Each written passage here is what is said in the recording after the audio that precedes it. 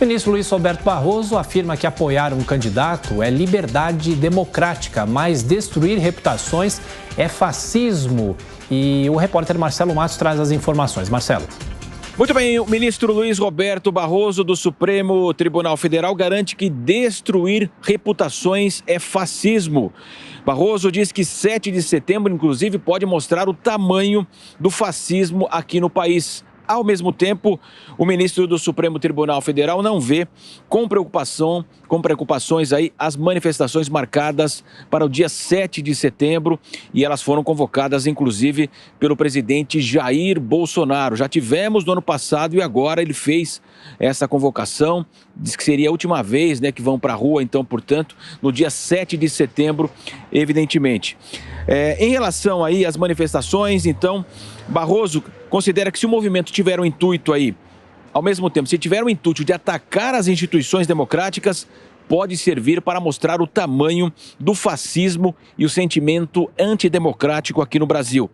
O ministro do Supremo Tribunal Federal abordou esse tema, falou justamente sobre esse assunto no 17º Congresso da Associação Brasileira de Jornalismo Investigativo, Abrage, aqui em São Paulo.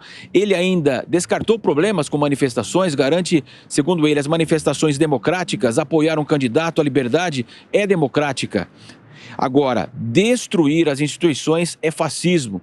Barroso também ele descarta a possibilidade de um novo golpe aqui no Brasil, diz que a ditadura militar existiu porque havia um apoio às instituições, ao movimento antidemocrático e que essa não é mais a realidade aqui do país. Segundo ele, a imprensa defende a democracia, a classe média, os bancos, os estados brasileiros estão unidos e não há nenhuma condição agora que outras situações possam repetir aquele episódio da ditadura militar aqui no país. E ele garante que há um enfraquecimento, sim, das democracias no mundo, e segundo ele, causado aí não mais por golpes de Estado, mas por líderes populistas que são eleitos e destroem os pilares da democracia, garantiu Luiz Roberto Barroso. Nós sabemos que essa crise aí não é de hoje, essa crise institucional entre o Supremo Tribunal Federal, a Corte Máxima do país e o Palácio do Planalto, e as críticas cada vez mais partem do presidente Bolsonaro e também dos ministros em outra direção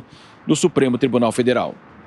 Bom, e para comentar as notícias do dia, conosco Roberto Mota e Amanda Klein. Começando por você, Amanda, mais uma declaração do ministro Barroso e de que forma essas declarações, de novo, acabam elevando um pouco a temperatura já nesta fase eleitoral. Bem-vinda.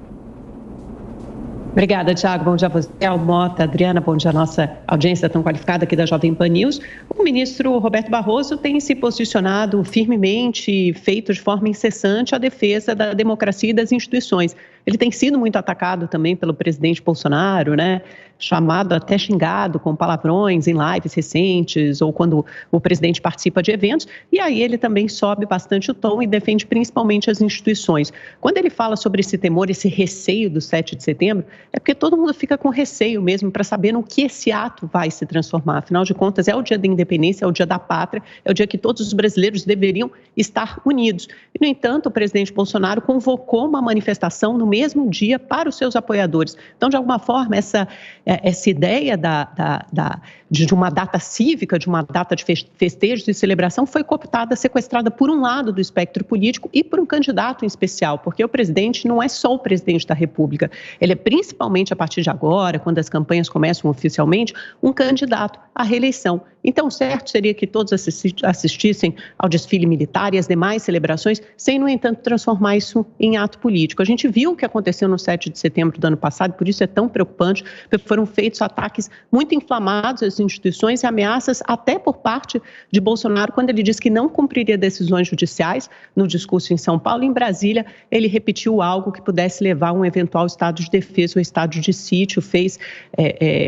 digressões nessa direção, fez sugestões nessa direção. Então, é muito ruim que às vésperas da eleição, a menos de um mês do primeiro turno, quando chegar o dia 7 de setembro, novas investidas sejam feitas dessa forma. Até porque Isso pode confundir com o ato do desfile militar, porque o presidente Bolsonaro já disse que vai a Copacabana, ele queria que o desfile mudasse para Copacabana, o prefeito do Rio, Eduardo Paes, disse que não, que o desfile militar e das forças de segurança, das forças policiais continuará acontecendo no centro do Rio, a gente vai ver como será resolvido esse imbróglio, mas essa confusão de data pátria, celebrações cívicas, com ato a favor de um candidato e com desfile militar de segurança, pode gerar uma confusão e um mal-entendido ou insinuações até golpistas que podem pegar muito mal. Então, é isso, o presidente inflama e convoca seus aliados e conta com o 7 de setembro como seu grande trunfo, como uma marca para mostrar o apoio que ele tem.